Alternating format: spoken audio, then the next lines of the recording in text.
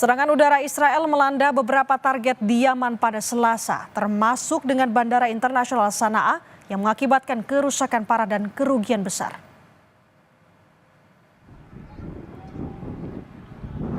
Bandara Internasional Sanaa di Yaman, saudara, terbakar hebat setelah serangan udara Israel menghantam berbagai fasilitas utama di tempat tersebut. Direktur Bandara Sanaa, Khaled Al-Shaif, mengungkapkan sedikitnya 6 pesawat hancur total termasuk 3 milik Yemenia Airways serta kerusakan parah pada terminal dan gedung pasokan. Kerugian awal diperkirakan mencapai 500 juta dolar Amerika Serikat, saudara, dan proses penilaian kerusakan masih terus berlanjut.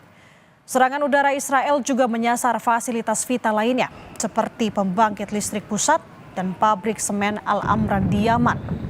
Serangan ini disebut sebagai tindakan balasan atas peluncuran misil modern berkecepatan hipersonik oleh kelompok Houthi pada 4 Mei yang mengarah ke Bandara Ben Gurion di Tel Aviv. Sebelumnya, saudara, kelompok Houthi telah mengumumkan kembali melakukan serangan terhadap kapal-kapal Israel di Laut Merah dan target di Tel Aviv sebagai tindakan balasan terhadap operasi militer Israel di Gaza.